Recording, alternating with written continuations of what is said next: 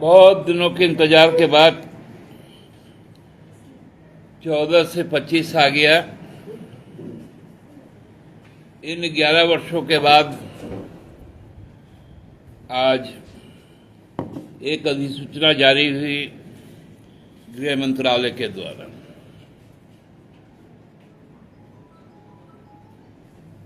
कि जम्मू कश्मीर,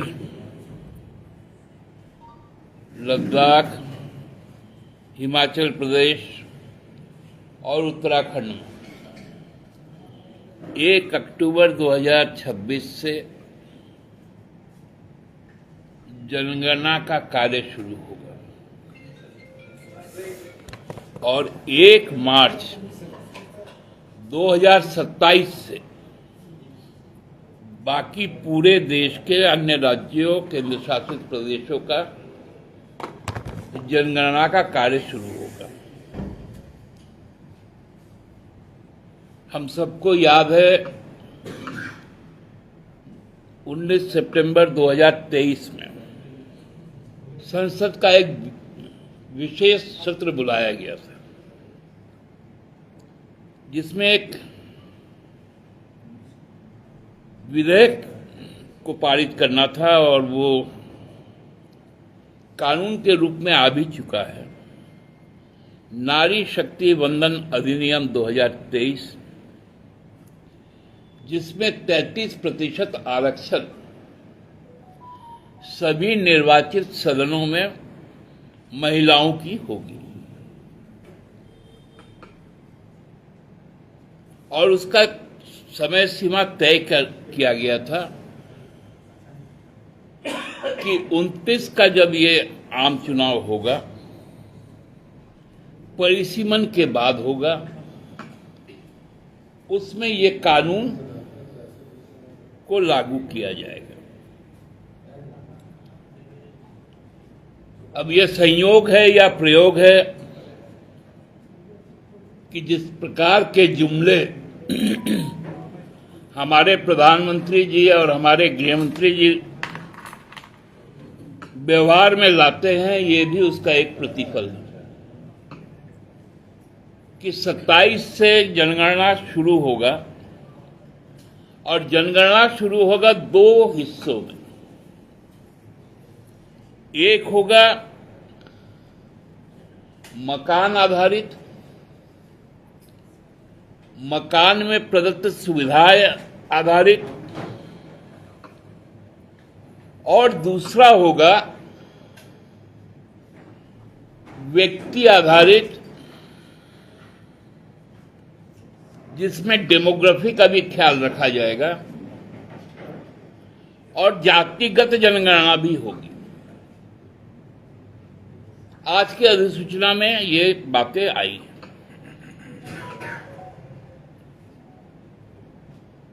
और ये संपूर्ण डिजिटल होगा।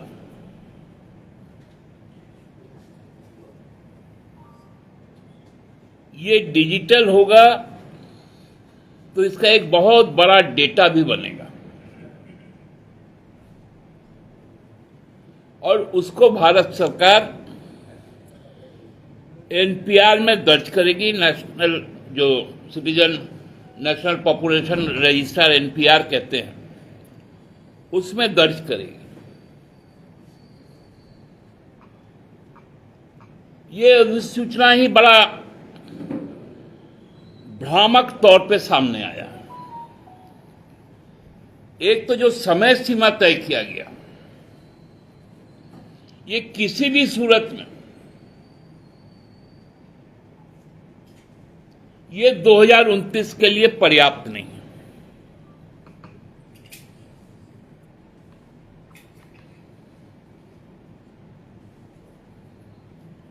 क्योंकि चुनाव का 29 का चुनाव का कार्यक्रम 29 के जनवरी महीने तक आ जाएंगे।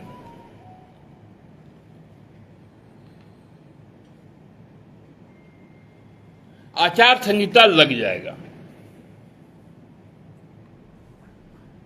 क्योंकि अप्रैल मई में चुनाव होना, यदि चुनाव सही वक्त में हुआ तो।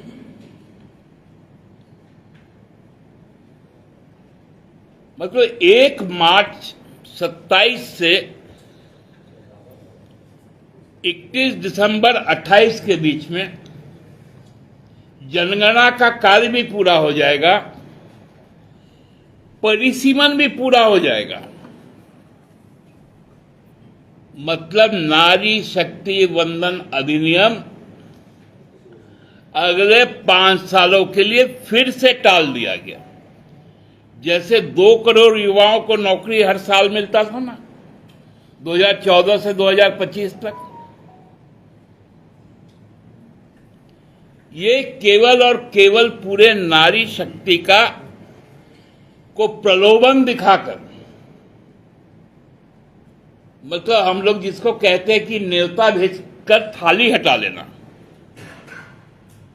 एक बार इनके साथ भी हुआ था, नीतीश कुमार जी ने किया था जब भाजपा का राष्ट्रीय अधिवेशन हो रहा था बिहार में। तो प्रधानमंत्री महोदय गुजरात के मुख्यमंत्री थे, आमंत्रित थे पूरी भाजपा। नीतीश जी ने आमंत्रण दिया था दोपहर के खाने के लिए।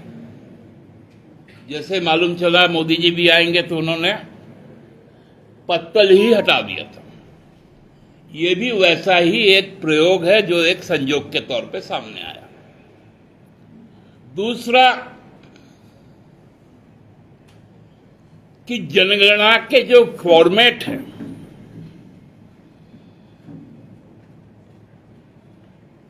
हम सब जानते हैं कि मकानों की जब जनसंख्या होती है उसमें हर चीज दर्ज होता है कि खिड़की कितने हैं, शौचालय कितने हैं, उसमें कौन कौन उपभोग की वस्तुएं हैं, शयन कक्ष कितने हैं, गाड़ियां कितनी हैं,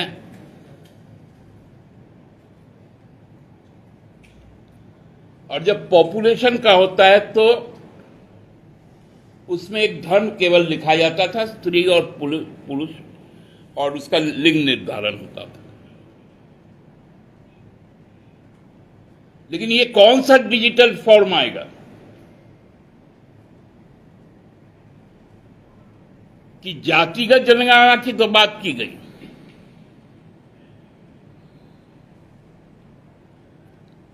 ये एक बड़ी खेल की ओर इशारा करता है। ये एनपीआर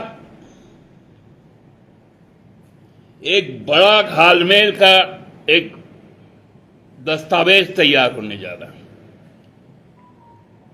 जिसमें पूरी तरह से भारत के एक विशेष वर्ग विशेष को, धर्म विशेष को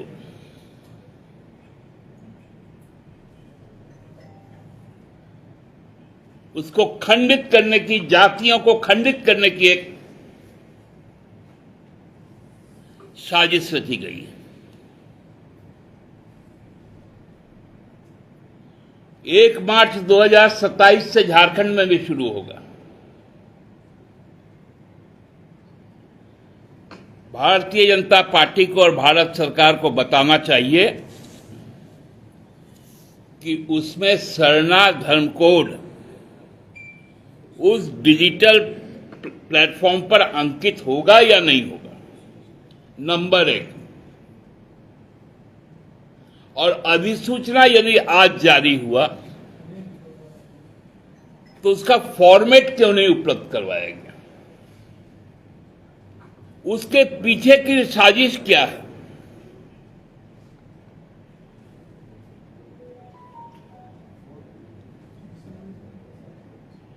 क्या पैसे किनको भेजेंगे मेरे घर?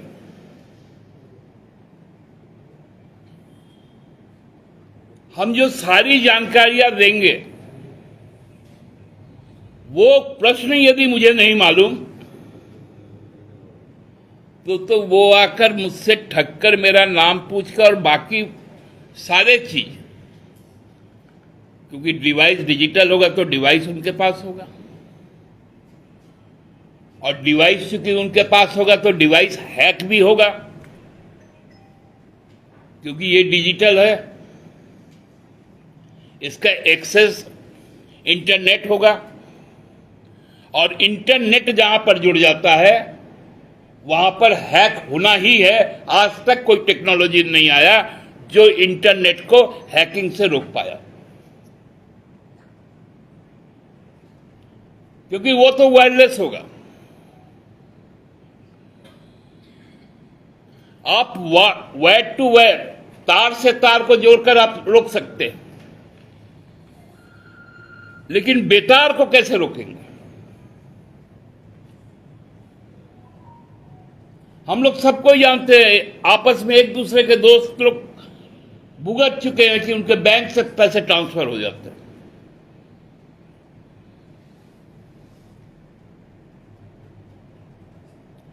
ये सरकारी तौर पर पॉपुलेशन का भी हैकिंग करने का एक साजिश किया जा रहा है। ये पॉपुलेशन हैकिंग का एक योजना है।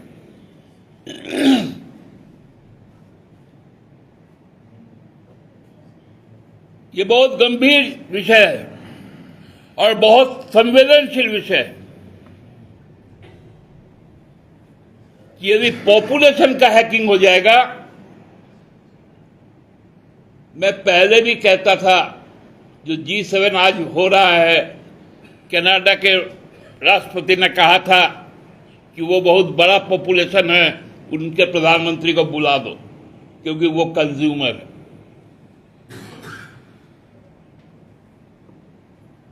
ये बड़ा खतरा आज दिख रहा है, खासकर हमारे जो मूलवासी है, हमारे जो आदिवासी है, सरना धर्मावलंबी है, ईसाई समुदाय से है, दलित है, मुसलमान है, ये पूरा का पूरा NPR उस रूप में याद रखा जाएगा जब खुद के पहचान को, एक हिंदुस्तानी को अपना पहचान देने के लिए दर दर भटकना पड़ेगा।